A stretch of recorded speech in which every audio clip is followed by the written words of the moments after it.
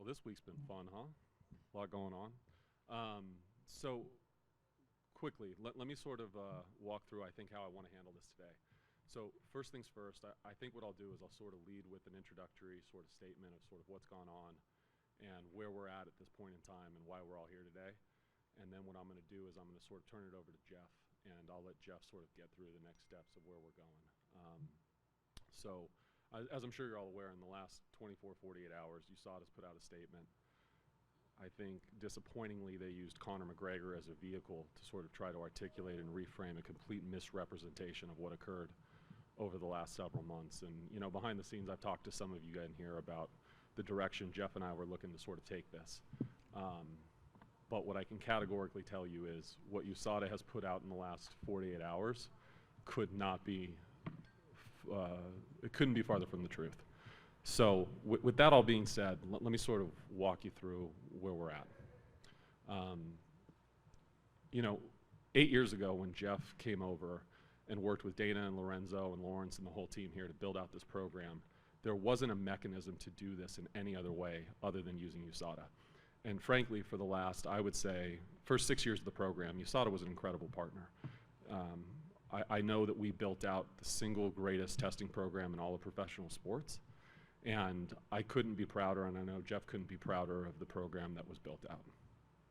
In the last several years, and I know a lot of you that have been a part of this and have followed it have seen it, there's been a tremendous amount of technological change that's occurred.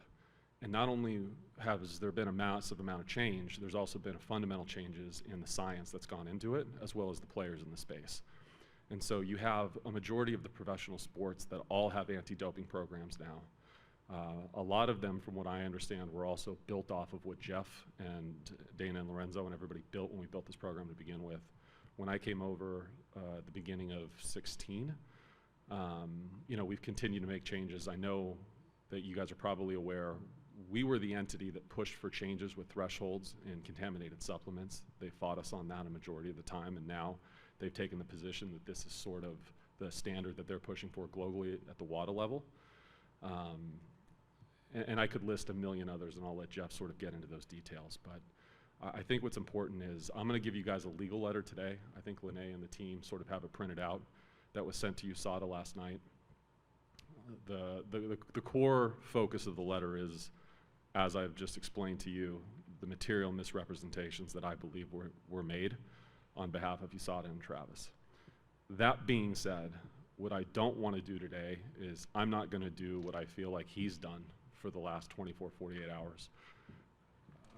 Jeff and I have always approached this program and everybody involved in it with a level of class and dignity that, and frankly professionalism, that I don't think has been exhibited. And listen, I know Travis has a board, and I know we make up, I think, roughly 25 to 30% of his total budget, total revenue. And so I can tell you, I understand from a business perspective why he may be acting the way he's acting, and he's going to have to answer to a board and people. And, you know, Jeff and I were talking, you know, horse racing, who was all but encouraged strongly from Congress to get a deal done with USADA, wasn't able to do so in the last, I think, 18 months. And they went with a company called Drug Free Sport, which is an entity that we're going to move to as well. So I think there's a lot going on there, and I think that explains sort of the reaction that he's taking publicly. And I think it's a self-preservation tactic. I think it will ultimately fail, but that's for him to deal with, and I really don't want to get into that. What I can say is I'm grateful for the work that we've done with them. I appreciate what they've done for us, and we wouldn't be able to be in the position we're at today without their help and assistance. And frankly, up until the last, I would call it 2 or 3 years, the relationship really was a productive and incredibly beneficial relationship for all parties. And I kind of want to end on that note, and whatever he's going to continue to say, he can say. I know today I was told, after I think they received our letter last night, he's already backtracked and he's now confirmed that at no point in time did Jeff, myself, or any other UFC representative, Dana, not a single person ever went to USADA and told them anything other than Conor McGregor would re-enter the program when he was healthy. And in doing so, we would require him to be in the program for 6 months.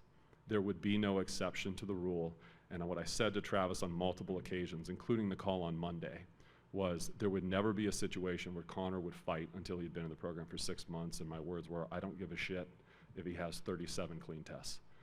This was one of those cases where Connor was the most tested athlete in the UFC before he catastrophically shattered his leg.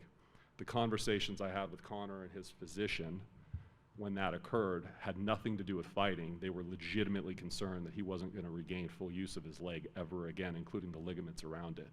And I'll say it one last time, what they've done to him is disgusting.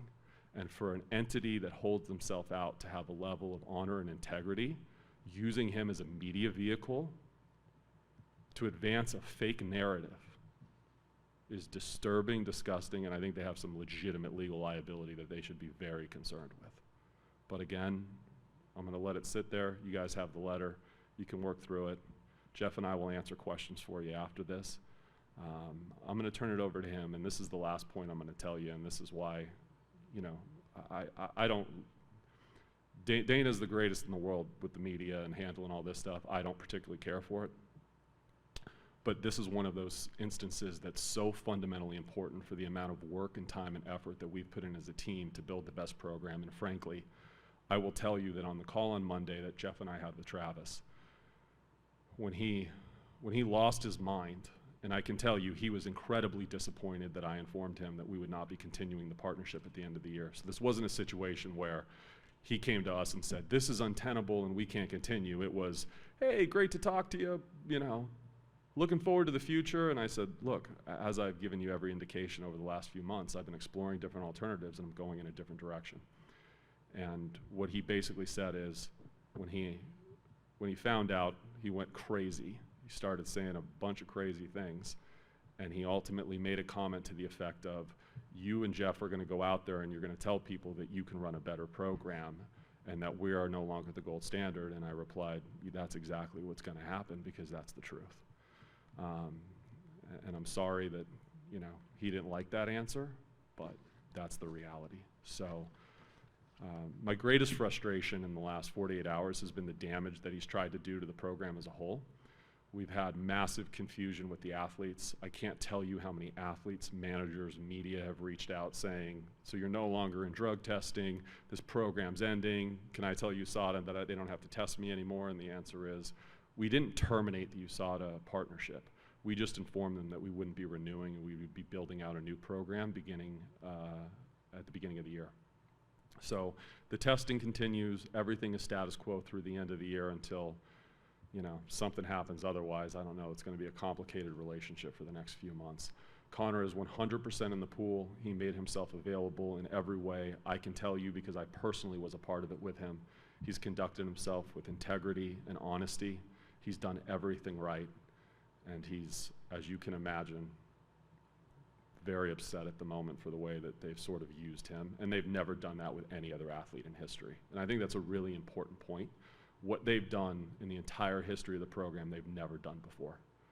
So, again, incredibly disappointing. They've done tremendous damage to try to hurt the integrity of the program we've built in a very short period of time. And again, why we're here today is to let you guys know and fill you in transparently on why the program that we're going to be building out and integrating beginning at the beginning of next year is even better than where we're at today, and that's the reason we made the change. So I'm going to hand it over to Jeff to sort of get into now the technical stuff, and then once he finishes up, he and I are available for any questions you guys are going to have, okay? Thanks, Hunter. First off, I just want to echo what Hunter said by starting off is this has been an overwhelmingly successful program. I think we have transformed the sport of MMA, not just UFC, in an incredibly positive direction. We're approaching 30,000 individual tests in our program with a positivity rate of less than 1%. And that has seen the frequency, and we've seen the frequency of those positivity cases drop dramatically throughout the course of the program. But things evolve. You learn things. You learn from mistakes that have been made, and I'm not sitting up here denying that USADA has made its share of mistakes throughout this program. You identify people and entities in this space that can make something that is already working well even better. You learn that USADA is not the only player in this space, and that a combination of other entities and individuals can actually make your program stronger and better. And that's exactly what's happening right now with our program.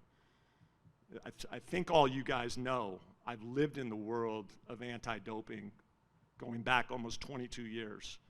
I've learned a lot during that time, a lot. I'm never complacent when it comes to the program, and what you're seeing happening right now is putting that 22 years of knowledge, experience, those lessons to use in making what is already the best anti-doping program in all sports even better.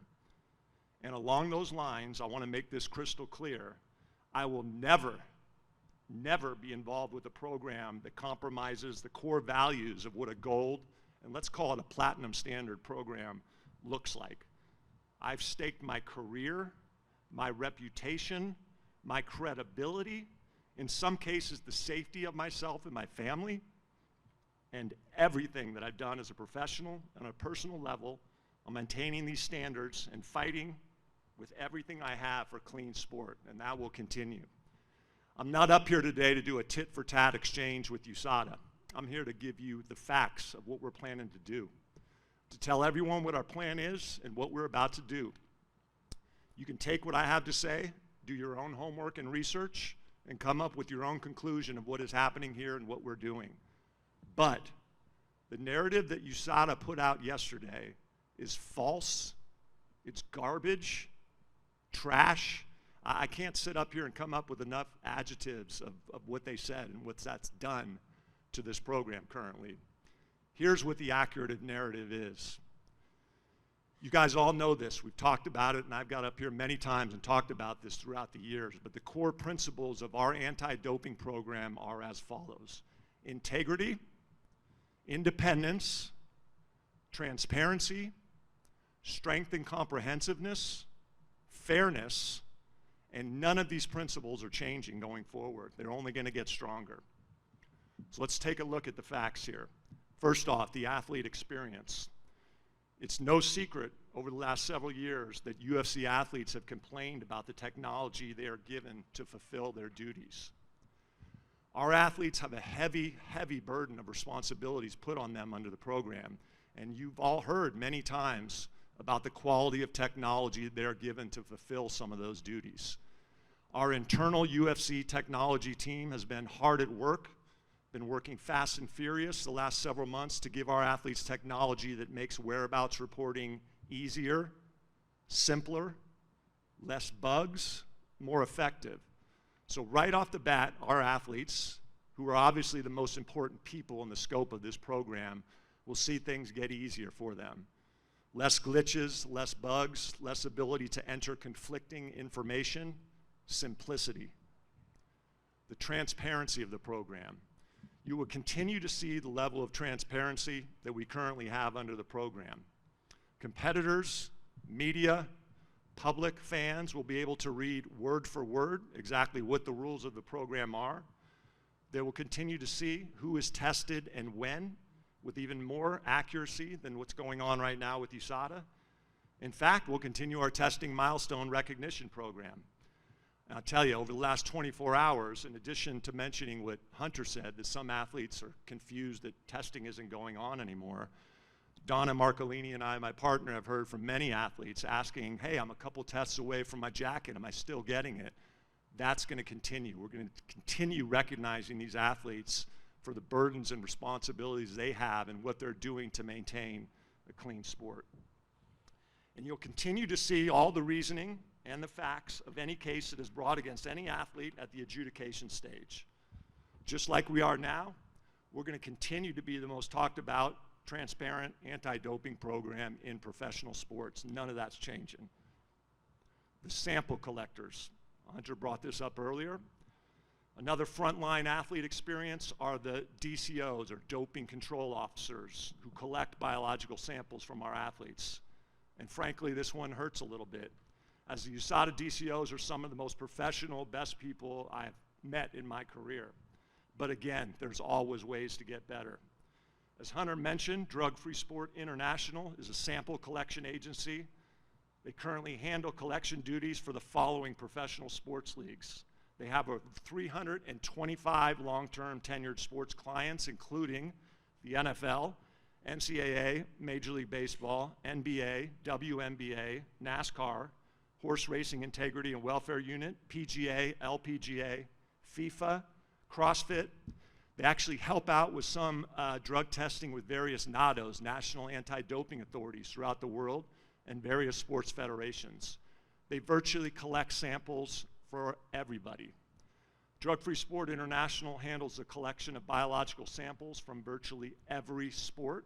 In fact, we see from time to time that USADA has contracted out with Drug-Free Sport and their collection network of over 5,000 strong international collectors.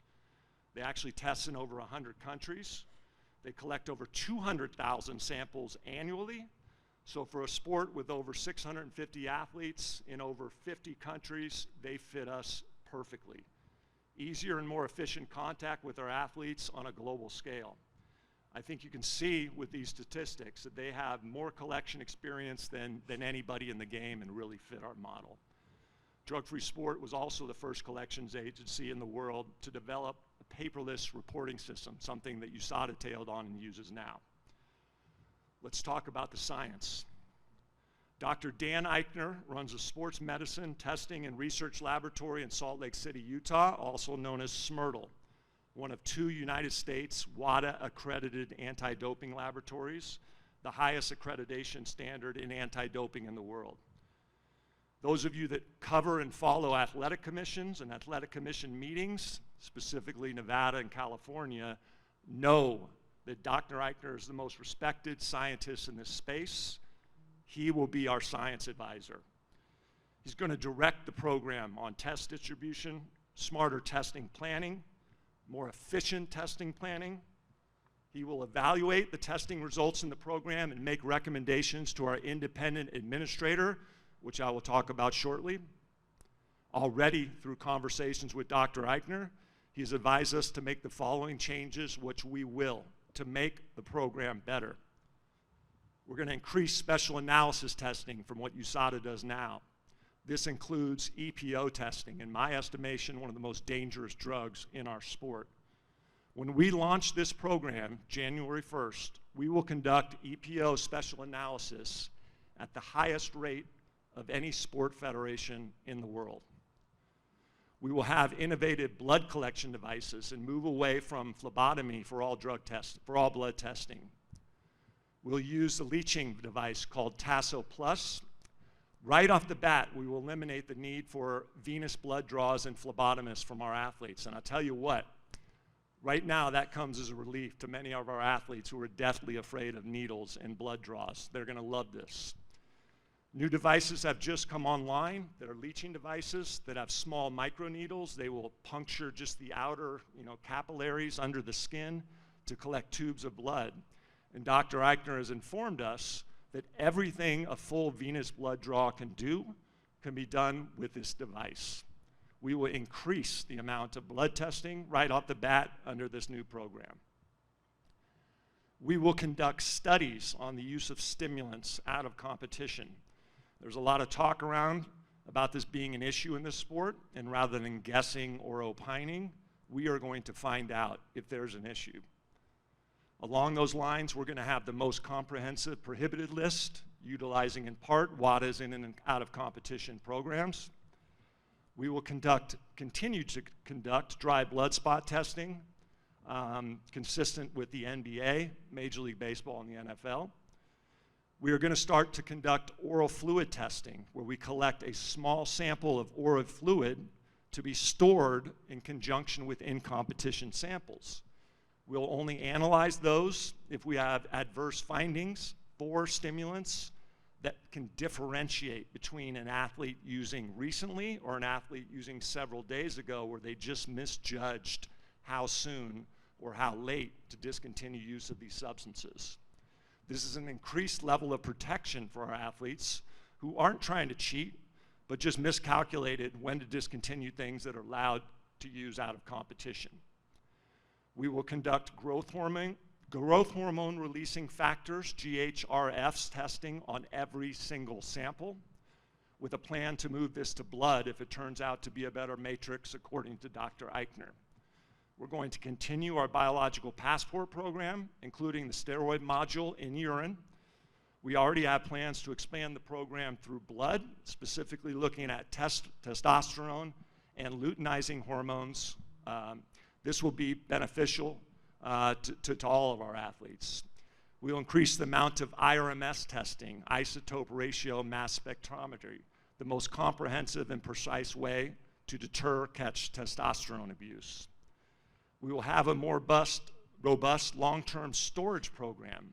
We'll store a percentage of samples and reanalyze them if intel suggests to do more special analysis on certain samples or if new technology improves in the future.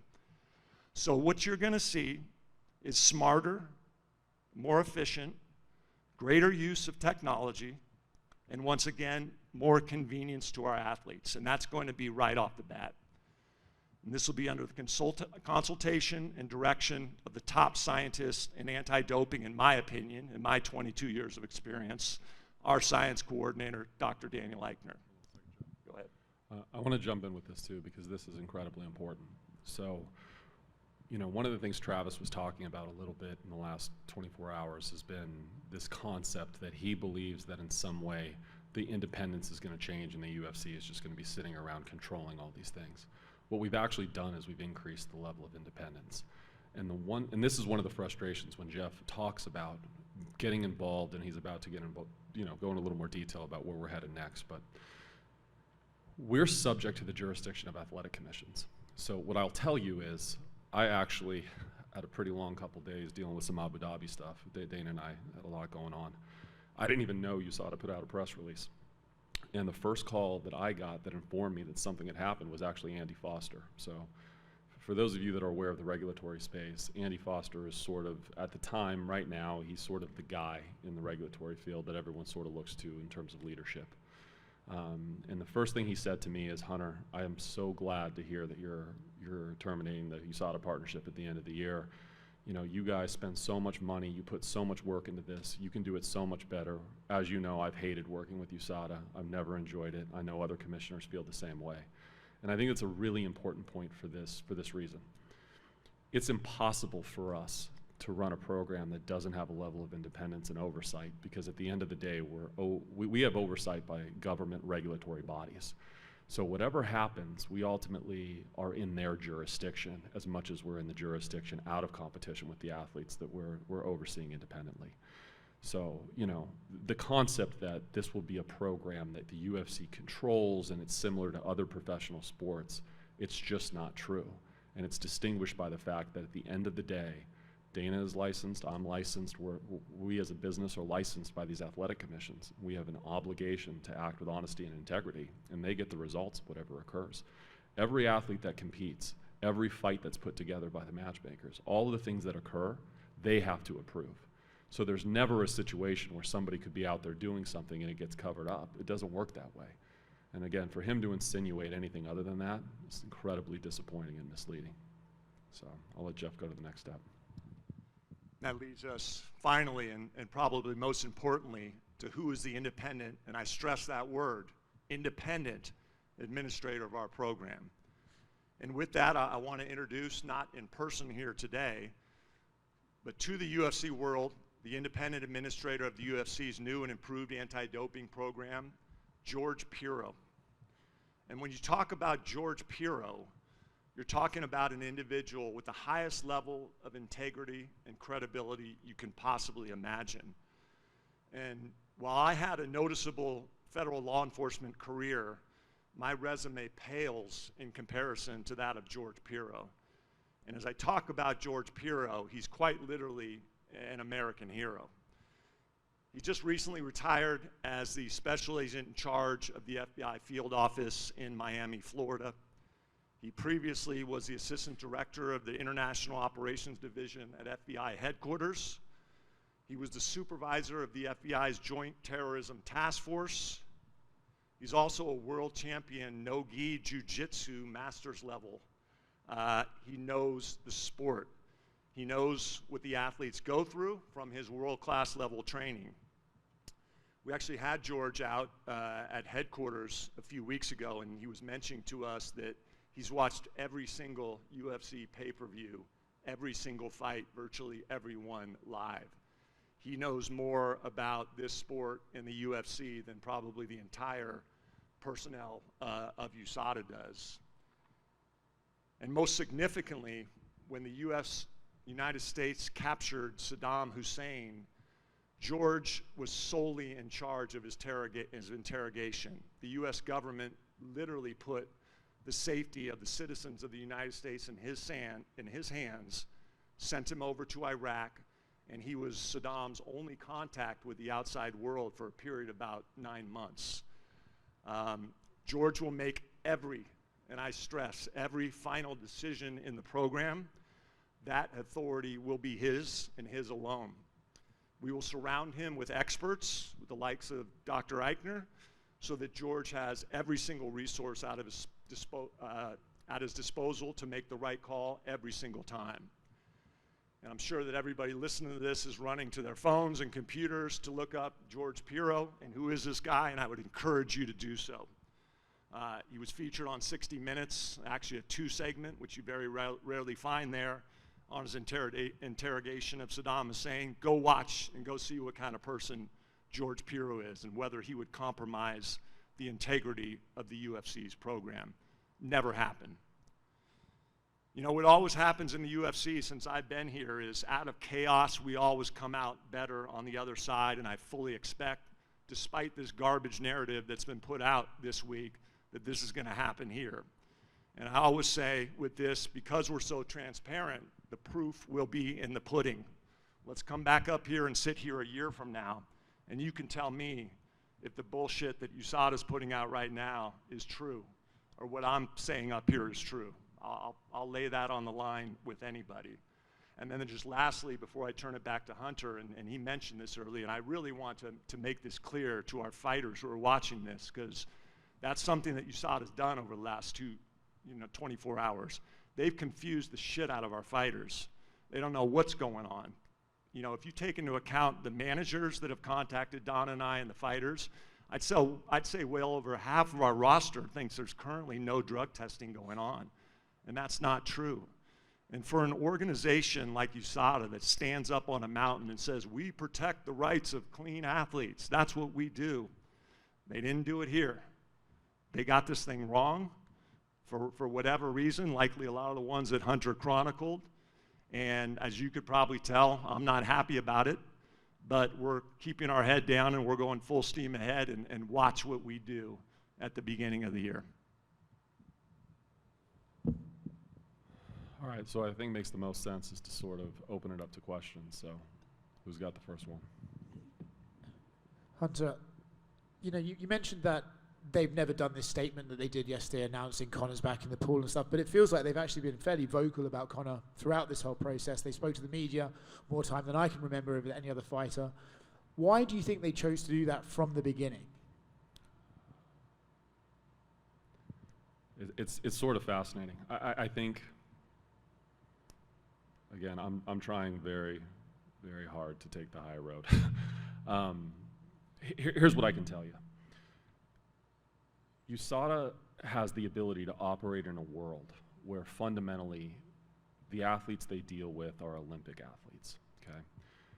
And again, I'm going to say this respectfully and truthfully. The amount of issues Travis and USADA deal with on a geopolitical scale are beyond the comprehension of the average person. They're dealing with water worlds and Russian doping and a million different things.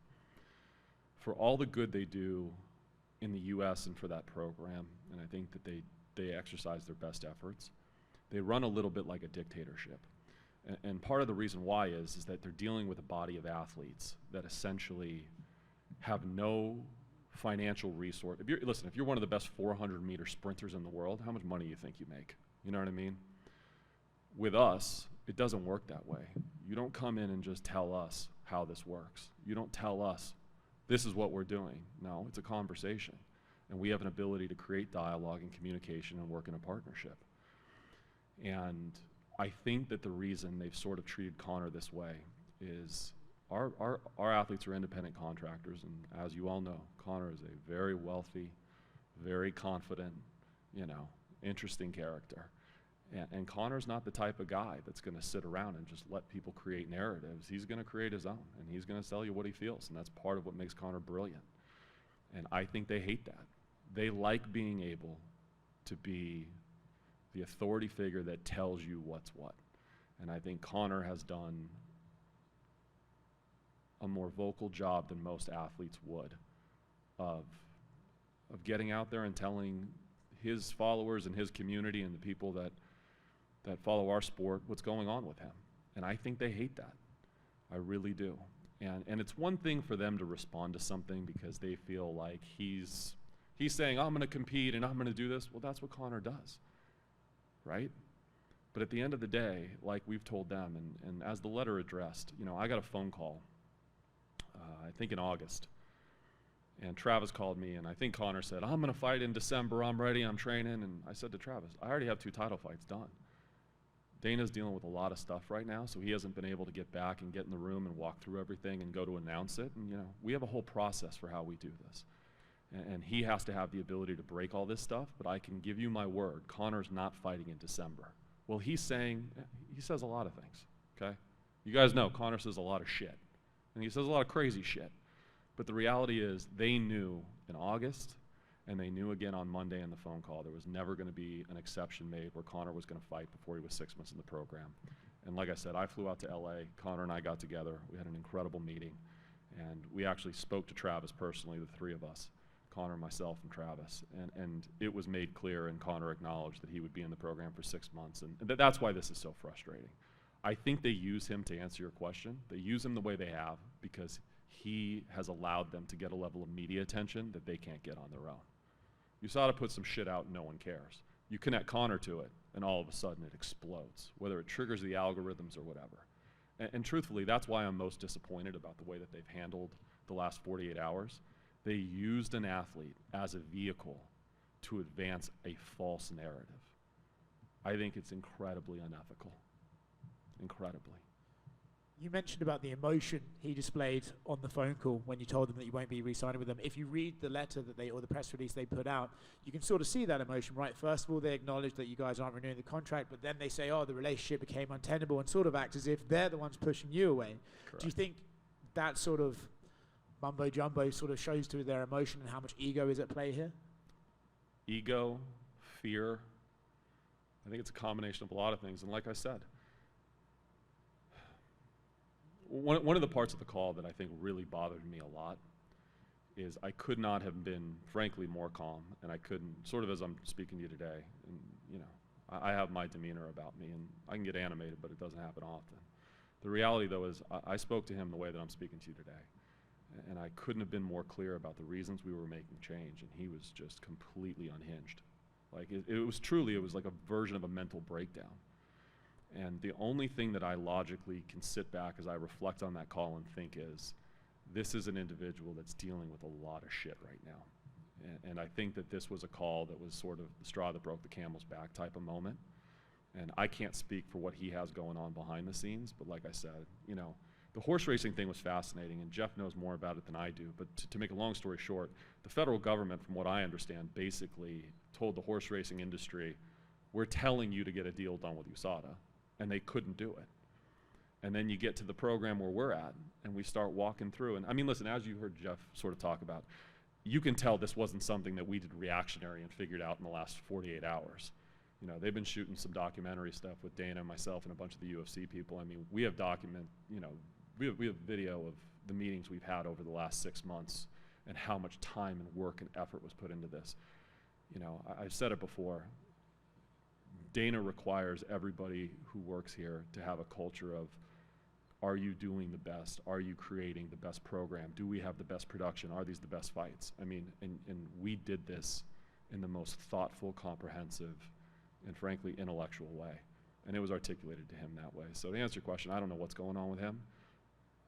I wouldn't want to be him. I wouldn't want to walk into a board meeting and have to address what's going to happen now. I don't know what he's going to do to fulfill a 30% shortfall in his budget. I can't help but think we were fulfilling a lot of filling a lot of gaps that he was using for some other stuff. I mean, Jeff talked about technology. In the meeting we had, I think in May, I was more animated in that meeting because I've been told that we would have a technology solution for whereabouts for athletes going back almost 2 years now. Jeff has the number, but I think in 2021, I think USADA spent over $1 million, maybe close to $2 million, in quote, technology research. I don't have an app that the athletes can use that update their whereabouts or give them to do so right now in the day and age we live in. You can track your kids everywhere they go, okay? You can track your spouse everywhere they go. I can't track athletes. And we have guys in every country around the world. Like, these are simple solutions when you're paying millions and millions and millions of dollars a year that you expect. And the answer isn't, we're working on it. No. You're working on it for 3 months, not 2 years. Figure it out. Yeah, so basically, just to put your point succinctly, and this is the last one for me, this is not a case of, oh, we fell out with USADA. This is a case of they basically aged out, and we have a new and better agency that will do things in a better, more modern way. Yes, I think that's probably very accurate. I'll just go back real quick to that technology, and it actually predates our complaints and trying to get them to fix this, to put maybe the most important things that our athletes have in their hands, predates the last contract renewal. That was 4 years ago. And we have been continually promised, oh, it'll be in your hands, you'll get to see it soon. As I sit here now, I haven't seen jack shit from their new technology. And Hunter's right. Go back and look at USADA's 990s, which they're required to file financial statements, being a 501c3 corporation. You can look and you can see that breakdown of how much money the UFC program contributes to their revenue, the amount of money they spent on technology, and the one I looked at today was $1.8 million. For what? For apps and technology that doesn't work, makes things confusing. I mean, the amount of calls Don and I get from our athletes with athletes having whereabouts reporting issues are fucking ridiculous. It's not that difficult. And these athletes deserve something to be put in their hands that works, that can lessen that tremendous burden that they have. Yeah, and I'll tell you this too. It was tremendously frustrating at parts of the call on Monday, and I heard him, I think Lene or someone shared with me something that he said today, talking about the UFC's revenues, right? How much money we make should not be his concern. His concern should be delivering for us the greatest program that can possibly be delivered. And I think it's incredibly frustrating as well for him to try to create this narrative that in some way this was about money, and it really wasn't about money. It was about using the millions and millions and millions of dollars that we've spent and continue to spend every year, and how it's being used effectively to build the best program. And the short answer is nothing I've seen in the last 3 years indicates that they're on a path to do that. So when you spend multiple months dealing with other people in the industry and you start recognizing, maybe there's a reason why every other major professional sport has gone with drug-free sport and gone a different route. Maybe there's a reason why. Let's figure it out. Let's sit with them. Let's give them an opportunity. It became very clear, I think, why that is the case. So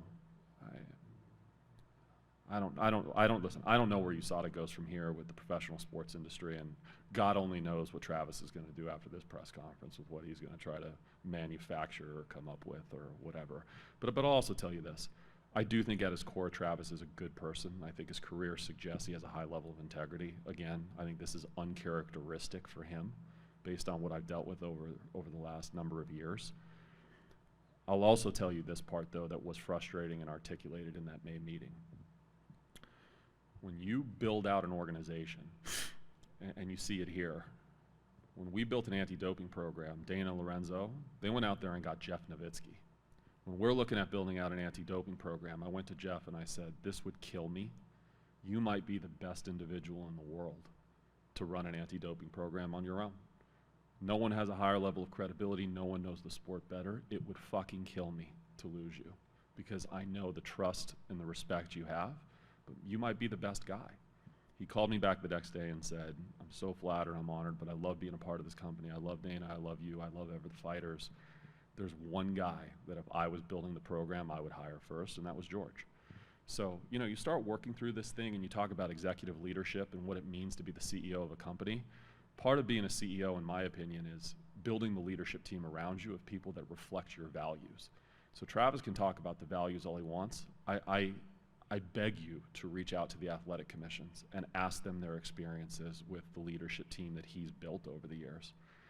And I'm not getting into it because they were confidential, but if you had sat through the arbitrations I've sat through with some of the athletes, I had one, and I'll tell you this is a true story. I called Dana and I called Jeff the same day, and I said, I honestly can't fucking believe what they have just done over the course of 6 hours.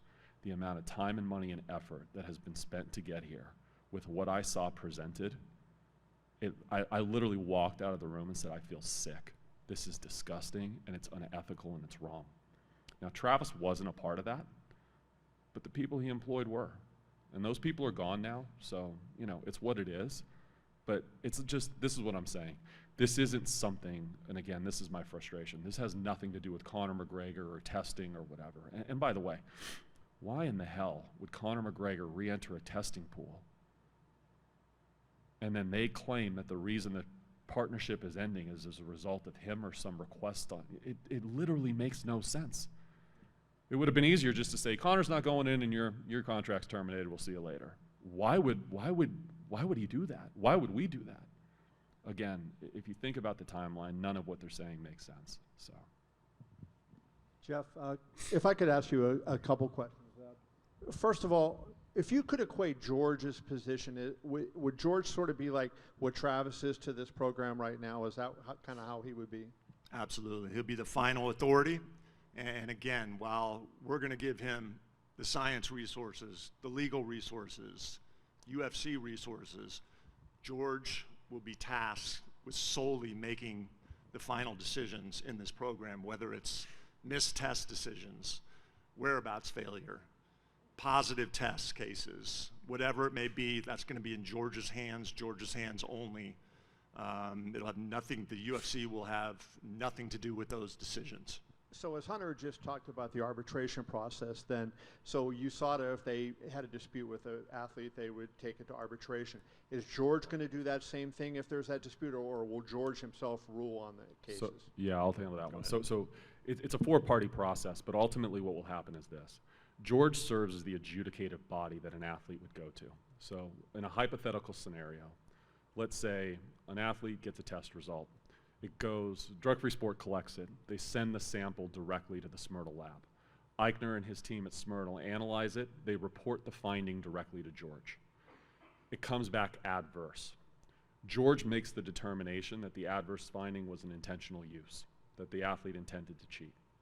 He says to the athlete, here's the sanction, just like USADA would in an adjudicative process. The athlete says, that's not true, that's not what happened, I'm not taking a sanction for what I didn't do, X, Y, and Z.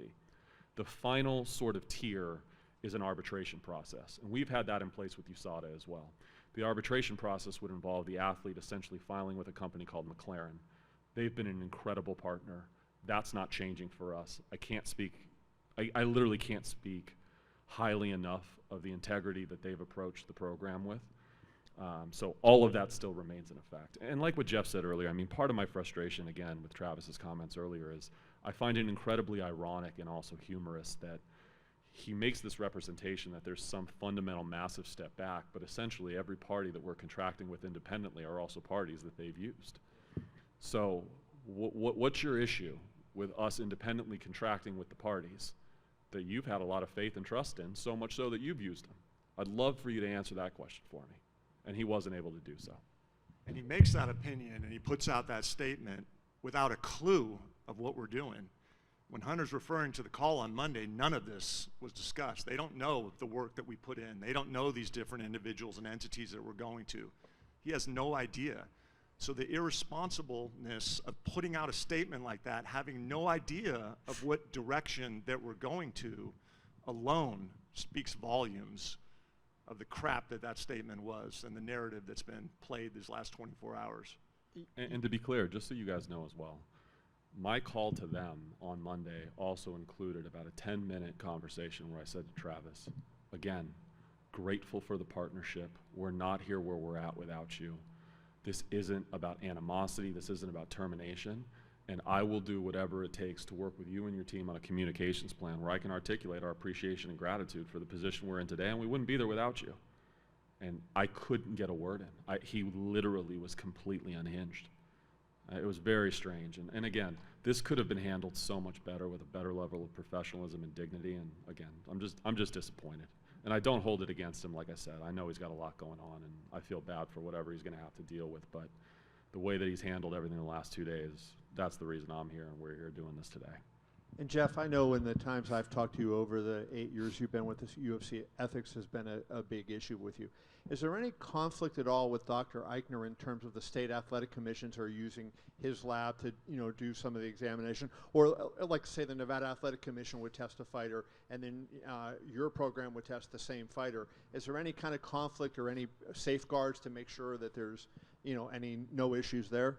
Yeah, we're currently really careful about that, and we continue to maintain that carefulness.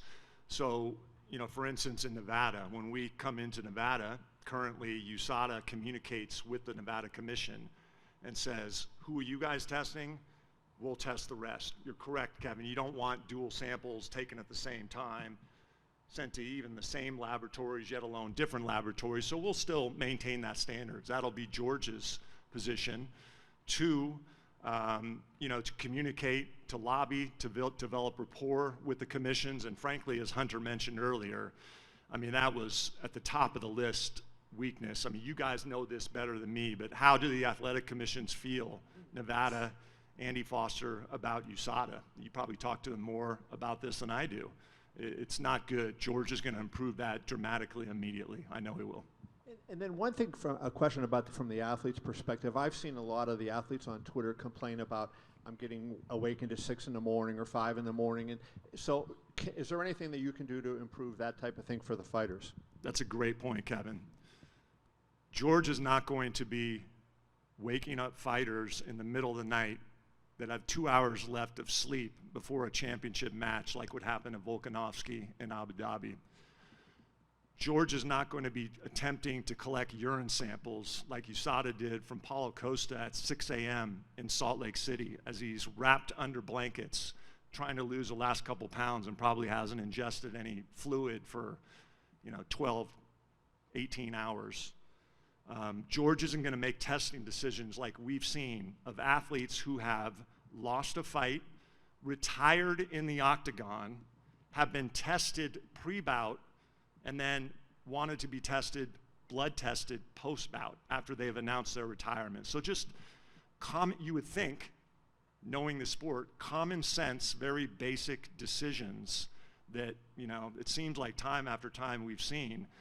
George has too much knowledge and respect of this sport to be making decisions like that, and he'll be an immediate improvement right off the bat in terms of someone who's intimately familiar with what these athletes are doing and going through. And then my last question for you guys is, you referenced Conor was going to stay in the program for 6 months, and there is a rule about getting an exemption that like Brock Lesnar got that thing.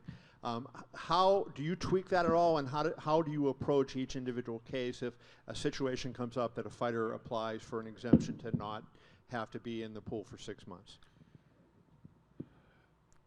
That, what's fascinating, I'll let Jeff comment after I say this on USADA's position on that provision and that clause. It's a case-by-case basis dependent on the circumstances, right? So what you've seen in the past is you've seen athletes that, again, have a rough fight. They're super emotional. You've heard Dana talk about why he doesn't like when even Cormier or Rogan speak to a guy after he's just lost a title fight. And athletes and fighters do emotional things in the moment. And part of the logic in doing that program is when you have an athlete who good faith retires, let's say the scenario of the athlete comes in and says, tough bout, terribly disappointed, you can't even talk to the guy, and I'm done, I'm never doing this again, and, retires. And then 4 weeks later, he comes back and he's like, I was in the gym, I feel pretty good, I'm ready to come back. And it was designed to sort of remedy that situation where it addresses that. Now you have an athlete that steps out of the program for a year, year and a half, 2 years. It starts to become it's a different analysis and it's a different conversation. So it's a case-by-case basis, Kevin, and that's why that flexibility exists. We have the ability to do it. and we use our discretion when it would make sense under the circumstances. But there's not a hard and fast line of when it would happen. But part of, and I'll get back to this too, part of why we think that the program will be so much better, and I've had conversations with a lot of you in the rooms over the years when we've had these issues, is the common sense approach to these conversations. You can sit down and have a common sense conversation with a lot of guys and make a determination about where you're at. And there's other guys that you wouldn't do it. And listen, you know, I know going forward, and I truly believe going forward, we are going to be so much better off. And again, I'm excited to sit here a year from now with Jeff and do a recap of just how far this program has come. You mentioned some of the feedback that the fighters have given you guys over time. Are you guys inquiring to the fighters for some input on how the structure should get laid out? Myself and Donna talk to fighters and managers every single day. And I'm not exaggerating. Saturdays, Sundays, that's what we've done over the last 8-9 years of this program. If you look at the changes that we made in this program over those 8 or 9 years, I could virtually trace every single one of those to suggestions, input from our fighters. We will always listen to our fighters. As Hunter mentioned, you know, we had talked about me potentially separating from the UFC and being the independent administrator.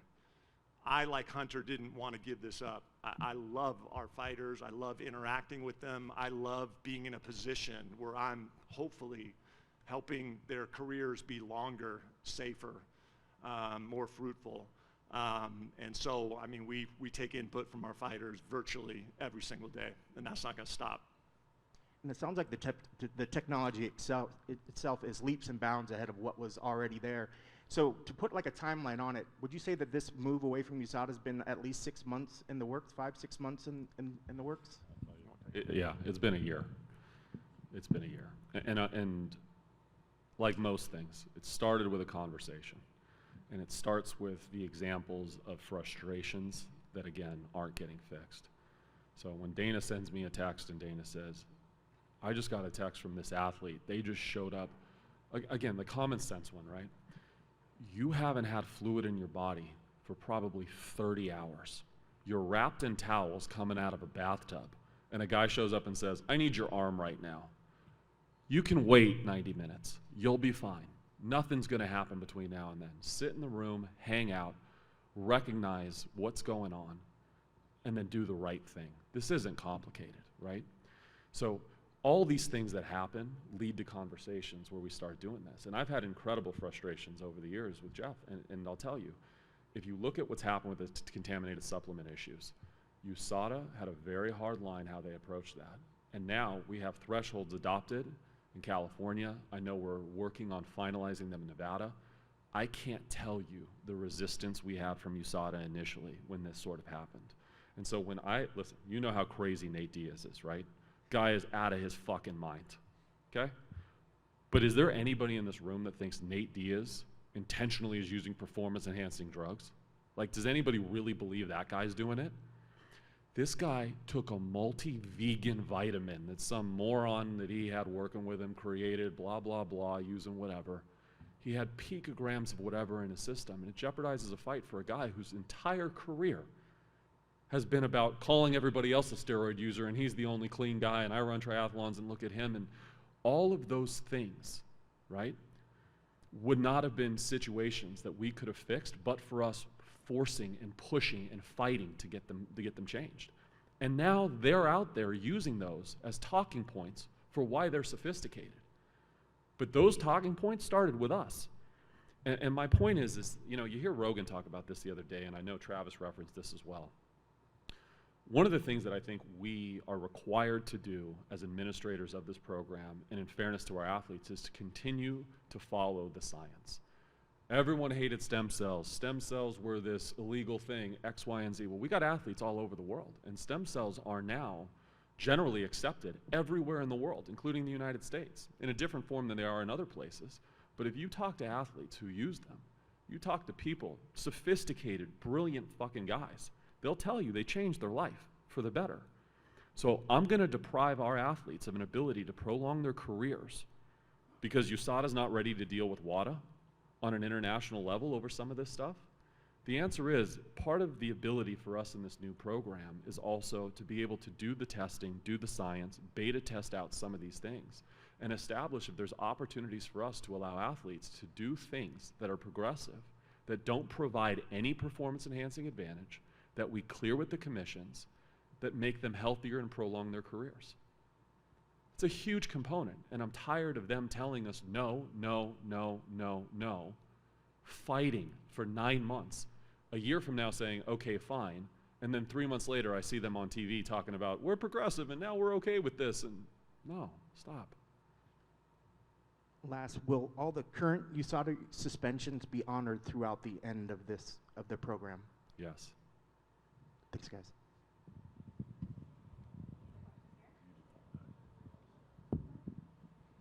I just want to bring up real quick one thing that Hunter and I had talked about earlier, and this kind of goes to, you know, Hunter saying that the pressures that, you know, USADA is under, and I, along with Hunter, am sympathetic to that.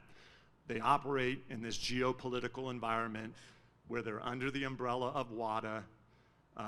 If they, you know, do things contrary to what WADA says, they have, you know, potential of losing that accreditation, and they can get suspended, and that's difficult. But when you see some of these cases and outcomes in the Olympic WADA world that USADA is adjudicating, they are really bad cases. And many of our athletes can't differentiate between, oh, that's a UFC USADA decision or USADA Olympic decision. Do yourself a favor and go look up a recent case on a U.S. Paralympic cycling athlete, Katarina Brim. She is a diabetic, takes insulin to survive and to live. And she forgot, because it's a daily part of her routine life, she forgot to declare that initially on her entry. She eventually did declare it. She never tested positive for it. It wasn't ever found actually in her system, even though she admitted to use. And USADA suspended her for a year. A year. A Paralympic diabetic using insulin to live was suspended for a year for forgetting to put something on a form. And look, you know, USADA's position is, hey, if we didn't do this, we gave her the minimum possible. If we didn't do this, WADA would have appealed it. We didn't want her to get more. And I understand that. That's the world that we live in, that they live in. But that's a perfect example of why that world doesn't necessarily fit the professional sport model, the UFC model. I have a hard time associating with an entity that's giving out year sanctions to a Paralympian diabetic, notwithstanding what the circumstances are behind that of why they had to do that. Jeff, I have two questions, but that raised a question, so I'm going to ask that first in response to that. I remember back when Nevada first put drug testing in, and I was at a hearing in front of the Nevada Athletic Commission with Fernando Vargas, the boxer, and he said that his nutritionist put something in his food, and that's why he tested positive. I remember Dr. Flipomansky at that point made the point to him, you are the captain of the ship, and if you have something like that in your body, whether it came from somebody on your team or you intentionally put it in your food to gain an advantage, that you're the same penalty. Now, I understand Katarina's thing's an issue and that's different, but how do you respond to those kind of instances if some fighter takes something and then, you know, he finds out later it's different?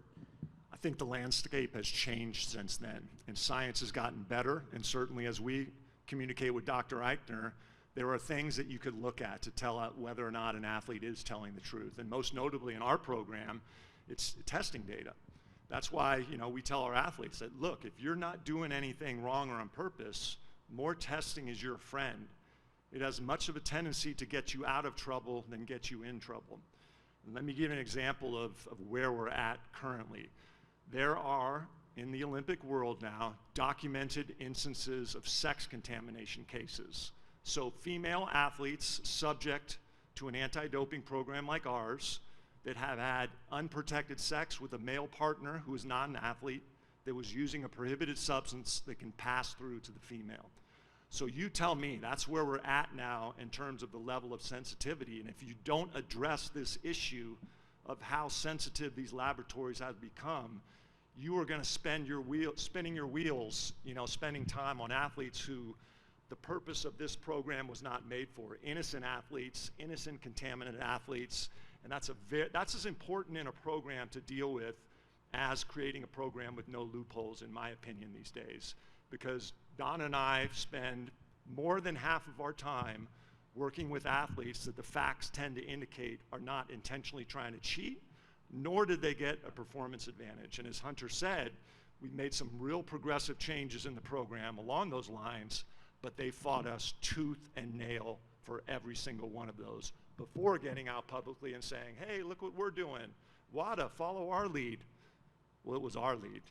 We literally had an athlete that actually we're fairly certain happened to. And I'm not even kidding. Jeff and I are in my office going through it, and we start kicking around possibilities because I told Jeff, I just met with this athlete for 2 hours. You know, nobody's judgment's 100%, but I'd bet my life right now she's telling me the truth, right? So you start getting into what are the possibilities. And to answer your question, Kevin, I think that as the future of anti-doping moves forward, particularly on the commission side, and this is the next step of where we're trying to lobby and what we're trying to work for, is back to the common sense approach. And I think there are two fundamental questions if you're a commission or an anti-doping body and you're trying to work in the sport you have to answer. The first is, what was the intent? So did you intend to gain a performance enhancing advantage? Did you intend to do something knowingly that you knew you shouldn't have? And then the second component is, what is the ultimate benefit, and did you even receive it? So you get an athlete who, again, I had an athlete who was a smaller guy in a smaller weight class, whose wife purchased a daily multivitamin for women because his weight fit the women's daily multivitamin instead of the men's.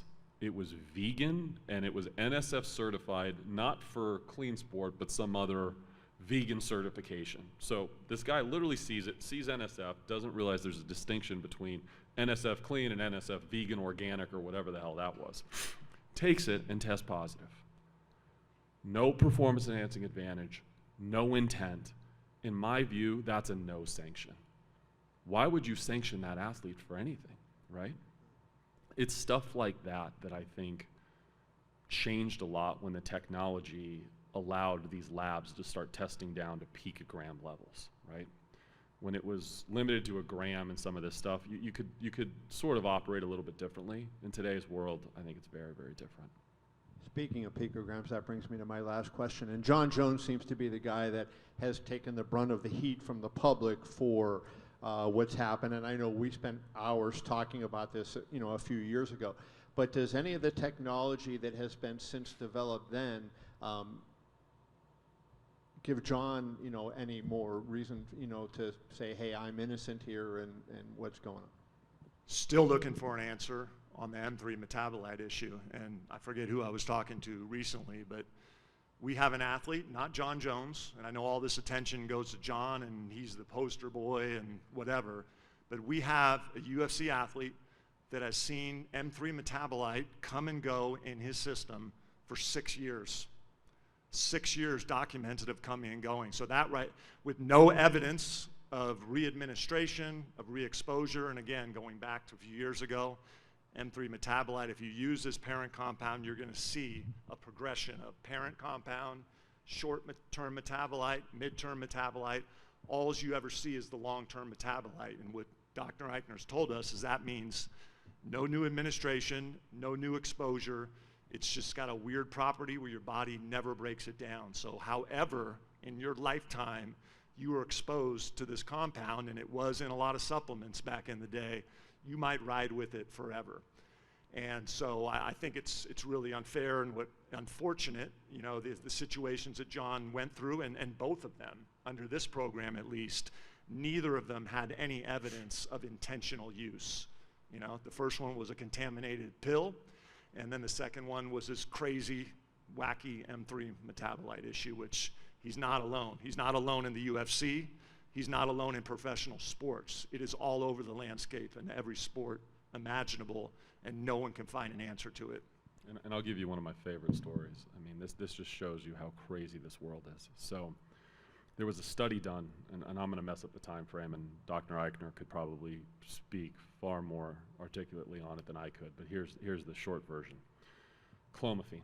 They did a clomiphene study where they put random people coming in and they put them on a clomiphene dose to gain testosterone level increases, what the performance enhancing advantage was, etc. They tested it, they put them in it, a couple months, however long they did it for.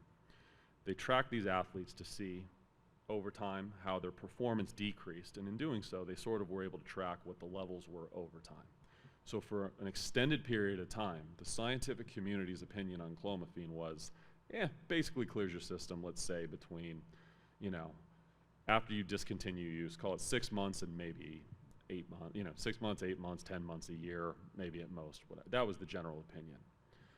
So fast forward, I think a year or two later, they do another study, unrelated. A significant portion of the people involved in the second study years later were people that were involved in the first clomiphene study. They bring them back in, and they find that now they're retesting positive for clomiphene. They haven't used in 2 fucking years.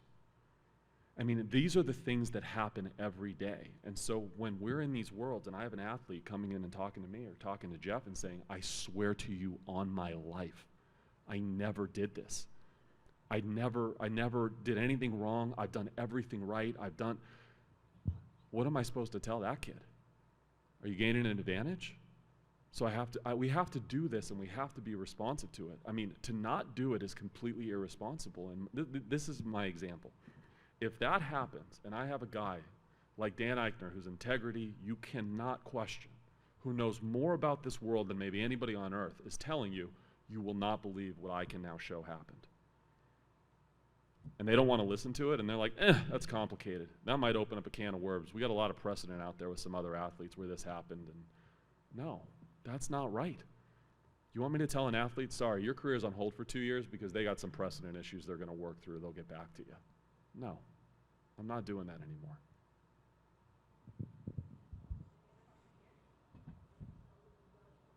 We have some journalists that have called in. Aaron Bronstetter, please go ahead.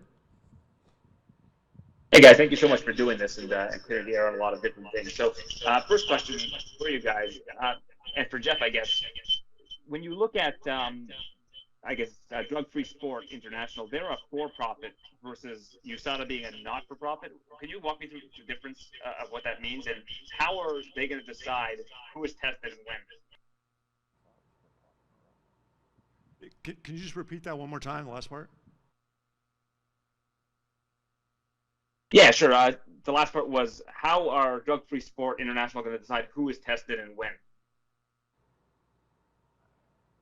I'll get it. The question, Aaron, sorry, it's a little weird to hear you in here. The question was, how is Drug Free Sport going to determine who is tested and when? Is that correct? Yeah, and what's the difference between them being a for-profit company versus USADA being a not-for-profit? So on the for-profit side, I'll let Jeff get into that. The way that this program was designed and set up is essentially this. George is going to be the person that's going to determine who gets tested with what frequency, when. That's completely in his control. We have no control over that. He'll work in coordination with Drug Free Sport, who will go out there and do the athlete collections. He'll monitor it. He'll make sure, again, the requirements that we set forth for Drug Free Sport and the group in rebuilding the program were twofold. I mean, these were my major points. I want to increase testing.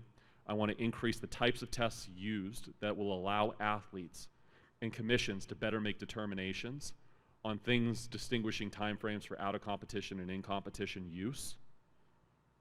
And I want to make sure that the substances that you're most likely to use to gain a performance enhancing advantage in the sport are tested at a level that are greater, and I literally said greater than every other professional sport in the world. You know, Jeff can speak to this too, Aaron. We spoke to USADA, and I think Jeff has multiple conversations where we tried to ask exactly, how often are you testing for EPO? How often are you testing for this? And there was never a direct answer. We never had transparency. One of the things now that George will be able to do is when we say, listen, are we fulfilling our obligations to test for EPO at a higher rate than every other professional sport in the world? He will say yes, and he will be in charge of making sure that that's done with Drug Free Sport. We have no involvement in it. But they answer to him. And really on the for-profit, not-for-profit, you know, what our concern is that Drug Free Sport has the ability to go anywhere in the world, collect from our athletes, and also maybe more importantly is their flexibility. They listen to their clients. So when it comes to collections, they're going to adhere to a very rigid set of standards that we've created so that athletes still are not noticed before the testing, have a limited amount of time once that notification has been made. For instance, if the athlete's not home, a phone call is made to that athlete and or their manager, and the 1 hour clock starts ticking. So again, the feedback that we've gotten from other sports is this is an entity that listens to their clients, that collects samples, how the clients want the samples, and as Hunter said, George is gonna be the guy telling them, hey, here's who I want samples collected, here's who I want them from, here's what time I want them from. Dr. Eicher will also do some of that based on the results that he's analyzing and seeing. So it is going to be smarter, more efficient sample collection and testing, distribution planning of our athletes. Yesterday was, I think they were referring to Joe Rogan about injury recovery for athletes. Like if an athlete suffers a catastrophic injury, should they be allowed to use different substances that will allow them to heal faster? I mean, these athletes make their money when they show up to a fight to compete. So will this new program be making any sort of accommodations for athletes that do, hope to use some sort of substances that will help speed up their injury recovery? Yeah, I understand the question. The answer is this is all a work in progress. I'll tell you this. When we roll out this program and start integrating it, there are going to be no short-term changes materially that do this. I think that one of the things, as I sort of expressed earlier, is, and Joe Rogan is 100%, I think, dead on accurate on this point. Just like I mentioned with stem cells. We're not going to allow anything to happen independently. An athlete would have to file a TUE. An athlete would have to submit that TUE to George. George will have an entire committee of scientific experts. He'll work with Eichner. He'll work with people who are specific experts within the individual field within which an athlete is requesting a TUE, and an analysis will be made. Do I believe that over the next, call it 5 years of the program, we will be open to learning and open to seeing the science on some of these things and whether or not there's a performance-enhancing benefit to the athlete from a performance perspective versus a recovery perspective? The answer is going to be yes, we're open to it. Is the change immediate? The answer is no. And the honest answer why is we haven't even rolled out this program. This is going to take time. But I think that to just dismiss that as something where you say, that's not even a possibility and we don't want to hear it, that's the same mentality that we dealt with on the contaminated supplements and all the other stuff. So I think there's going to be an openness to seeing what the science suggests. Nothing is going to be rolled out starting, the implication that this was a part of the reason why we're moving off of USADA, because starting on January 1st, you can use every steroid on earth and then come back a week later, and that's all bullshit. That's not going to happen. We're going to do this thoughtfully, just like we've done everything else. We're going to work with the best scientists in the world. And again, and I say this because it frustrates the hell out of me, we answer to athletic commissions. I need to make sure that before anything is done in our program, the buy-in is with the athletic commissions that are going to license these athletes. But I do not want to just say we are not going to be open-minded and progressive if there is, for example, some peptide that 7 months from now turns out. I mean, Jeff and I were talking, I think the FDA is now even starting to look at the effectiveness of some of these things for recovery. I'm not going to tell an athlete, hey, no, you can't use this if there's scientific evidence that it helps with recovery, doesn't provide any performance-enhancing benefit, allows you to recover from an injury faster, and it's helpful to you. That's no different than the way a lot of the pharmaceutical drugs have worked over time, but you have to have an openness to it. Yeah, let me just piggyback on that. No imminent changes, but we're not burying our head in the sand when it comes to these issues. So take, for instance, that you have world-class surgeons and physicians saying, look, when my next door neighbor or my wife or my kid has this injury, in the initial healing stages of this injury, I'm giving them these prohibited substances to help them heal. And then we're looking at a scenario where you're going to withhold that from a high-level athlete who needs to be healthy and compete. Now, on the other side, the reason there's no imminent changes, as Hunter said, it's a slippery slope. We're not just dealing with our rules, we're dealing with commission rules. And as we all saw from the TRT era many years ago, it's difficult. There's loopholes built into that. But, you know, I think what Joe Rogan was saying is what we're saying is we're not going to ignore it. We're not going to bury our heads in the sand. We're going to keep pressing forward, seeing if there are solutions there, and getting through that and not ignoring that topic. And I think what's ridiculous is like this narrative that it's like this Wild West that we're going to re-enter. The TRT days of athletes getting TRT exemptions and fighting and doing, we're so far beyond that. That's never what's going to happen. I mean, I think the scenario that you see, and I know Mark Cuban for a while was talking about it in the NBA where these guys completely blow out their legs, or the Paul George situation.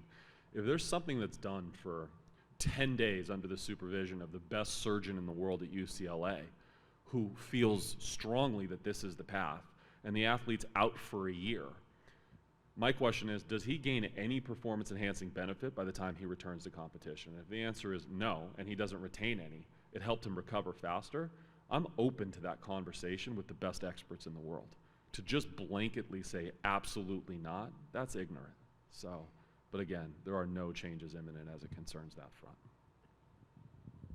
And one thing that a lot of the athletes have complained about is kind of draconian practices, like their whereabouts and having to fill those in and then getting penalized if they don't fill in their whereabouts. I imagine that this new technology you're going to be using are probably going to have a more intuitive system. But and the other thing about that is testers showing up and then having to use the bathroom in front of testers and shower in front of testers. A lot of weird stories I've heard over the years of that. Are we going to see any changes on that front in terms of athlete privacy? I think you're going to see some changes, but I don't think they're going to be material on some of the privacy components, and I'll tell you why. Because part of making sure you maintain the integrity of the program is also ensuring that the athlete isn't cheating. And I will tell you definitively, and I know a few that have done it pre-USADA era, they were using, you know, fake genital devices that they filled with urine that wasn't theirs, and there's a lot of stuff that goes in there. My beef with the privacy component is not significant. I actually think that is part of their job to ensure that there's a fair playing field, and they're doing what is required in almost every anti-doping program around the world. So from that perspective, I don't see there being a material change, and I'll let Jeff sort of speak to the other component. Yeah, but you know, to make it easier, I mentioned this earlier, right off the bat, new technology will be launched, which I'd call much more simplistic, easier to navigate through. However, we've got long-term plans, and when I say long-term, you know, 12, 18 months out, once we get this new program up and launch, and we're calling it stopgap technology, is up and working, we're working on the platinum standard technology that's going to involve geofencing. So basically an athlete will have an app, they've recorded that they're in Las Vegas, when they land in Los Angeles, they get a push notification, bells and alarms on their phone saying, hey, you said you're in Vegas, you're in LA, you want to update? Push this button right here. Boom, they push the button and they're updated. Those are the types of things that USADA should have been doing over the last 4 or 5 years to develop. You know, they've told us many times, it's close, we've got it, we haven't seen a damn thing. So let's see, are they going to launch this right after we have this conversation here? Maybe, that wouldn't surprise me, but that's definitely, you know, what our end goal is, to get this platinum standard technology to make the use for the athletes as easy as possible, because the burden that they carry under this program is significant.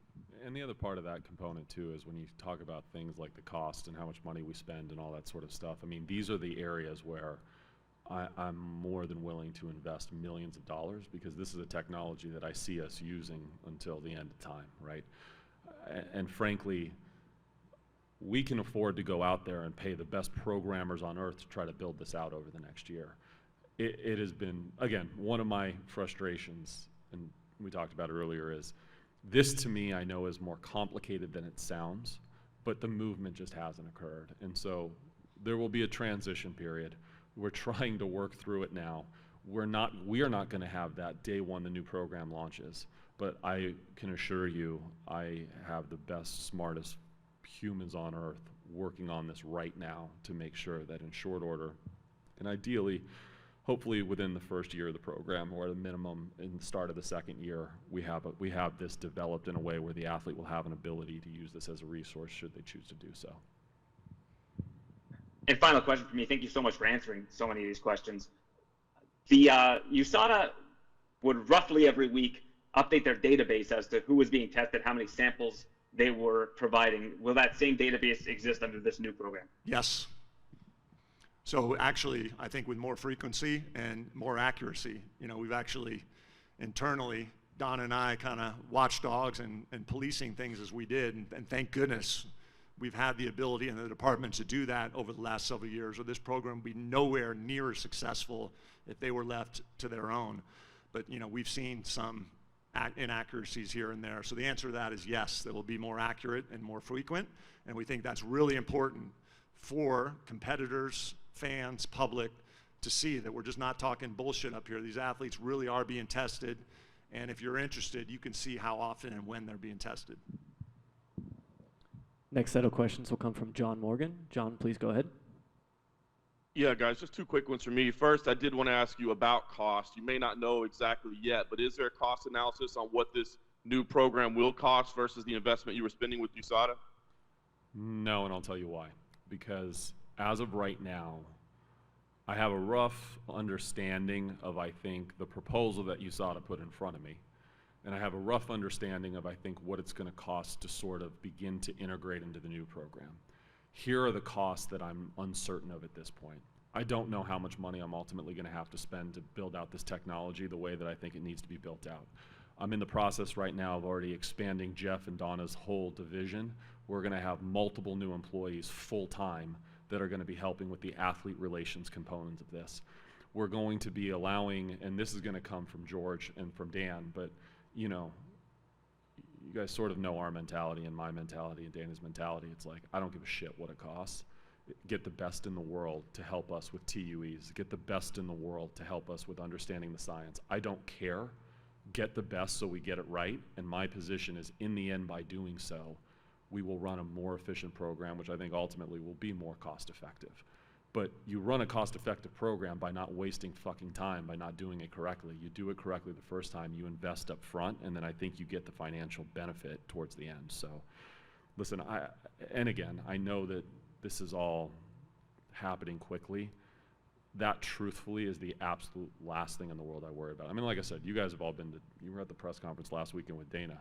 Hey, Dana, yeah, the Sphere, great. Yeah, I don't care. I'm going to probably lose a shitload of money, but it's going to be cool. Okay, great. You know what I mean? Is it the best? That's all I give a shit about. So the costs will work themselves out. If it's the best, we're going to be in a good spot. That's all I care about. Nice. And last thing for me, I want to ask, and ask this with the utmost respect, given his reputation, but Mr. Pirro, is there a mechanism in place just to ensure that transparency does remain, that independence does remain? I mean, obviously, money, power, things change sometimes, right? I mean, is there a mechanism in place to maintain that? At the end of the day, the answer is you do the best you can to put a person in that position that has a track record of showing a level of integrity that's almost unprecedented. So when Jeff came to me and he and I were working through this, and literally I couldn't sleep, I was so worried about losing Jeff.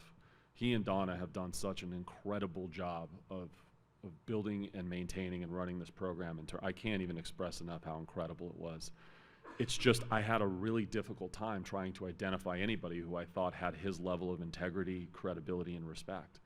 So when he comes to me and he tells me this is the guy, listen, anything's possible.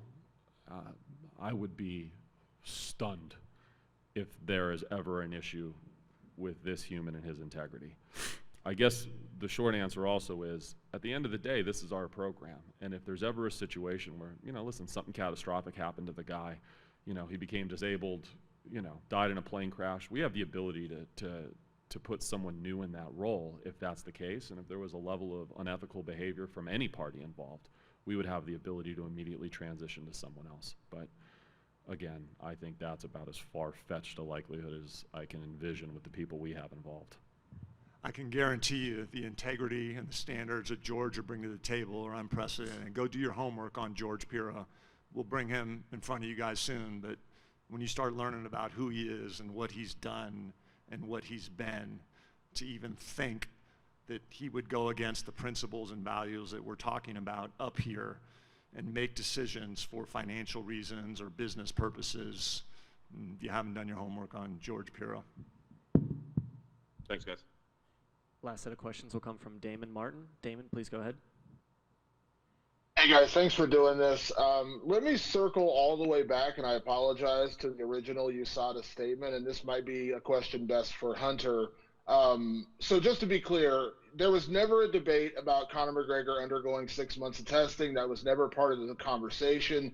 So based on that timeline, like Conor's timeline is still going to be eligible as of April 8th, 2024. That's correct. I'm correct about that, right? It sounds close to me, and yes, to answer your question, and I'll take it a step further. Not only was there never a question as to the time frame, it was represented affirmatively on multiple occasions over the course of multiple months that there was never even a consideration on our part to waive the 6-month requirement. And if you talk to Conor's management, which feel free to do, they are well aware, his lawyers, his management, everybody, they were well aware that that was always the position, always. So that's why that whole, again, that's why when you ask me those questions about that narrative being used, it's so disappointing and frustrating. It's dangerously close to not being misleading. It's dangerously close to being a complete intentional misrepresentation, which I would never want to think Travis would actually do. So a quick follow-up to that, maybe I'm reading too much into the statement, and this is specifically for you, Hunter, on a legal side. You said there could be legality here. In their statement, they specifically said, we do not allow fighters without an approved medical basis to use performance-enhancing drugs like experimental, unapproved peptides or testosterone for healing or injuries. And it seemed like they're just simply targeting Conor with that statement and almost outing him like he cheated by using those specific things. Am I reading too much into that, or is that part of the legality we're talking about? Because I saw that statement, I said, it seems like they're just basically trying to out Conor for what he supposedly did or didn't do. I think they need to be very, very, very fucking careful with how they articulate those communications. Like I said at the beginning, one of the things that we've always valued in this program is the level of integrity and trust that the athletes have to have when they deal with an entity like this. And I cannot speak, nor can Jeff, nor can anybody speak for Conor. Only Conor can speak for Conor. But I'll tell you this, in the entire time I've dealt with him, from the time he was injured until literally I've talked to him about, via text and phone calls and everything, I can't tell you how frequently over the last few hours, few days, he's fucking devastated, man. He's frustrated. He's devastated. He feels like, as a guy who was the most tested athlete in the history of the program, as a guy who, and I was there, the three of us were on the call, who made it very clear to Travis, he has always been obsessed with a fair playing field. He's always been obsessed with integrity, and he was always been obsessed with doing the right thing and being honest and transparent, and I feel like he believes he's done all that. Now, Conor is the only person that can speak for him. I have no idea what USADA is doing, but I'll tell you this. It concerns me the way that they tried to represent how this partnership is coming to an end at the end of the year. So I can speak to the way I feel about that component, and I feel like that was materially misrepresented. And I will say this again, I feel like using him as a vehicle where they put out a press release saying he's re-entered the pool, when I don't even know how many athletes have re-entered a pool or come into a pool and they've never done that.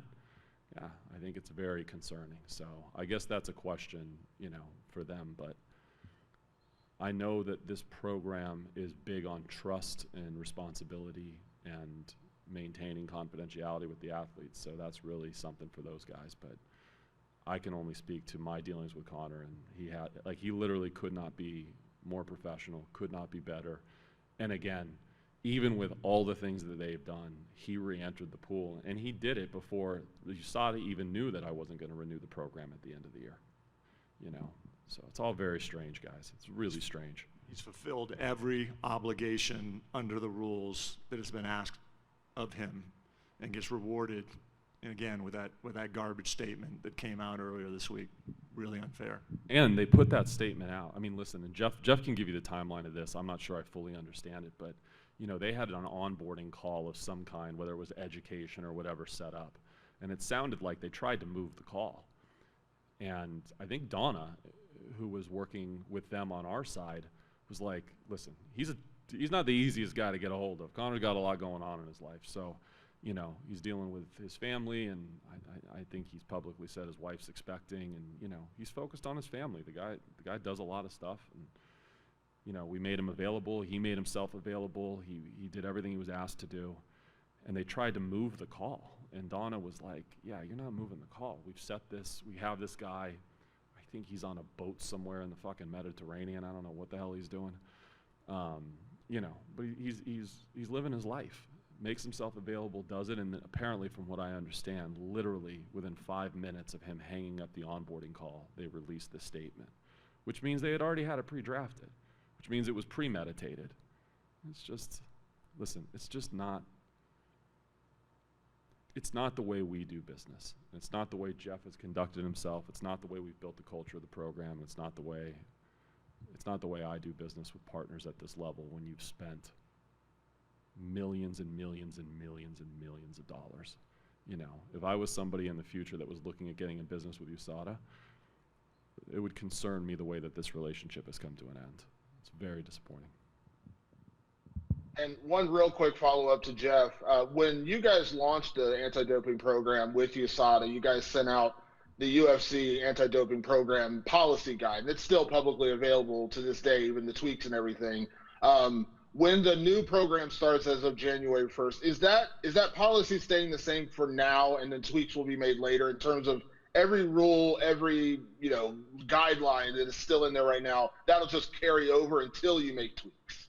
Yeah, we're taking a deep dive into it now, but as Hunter mentioned earlier, we don't anticipate any substantial changes to it. And yes, that actually, even if there are changes to it, that will be posted in advance of January 1st. So again, the transparency of this program will continue.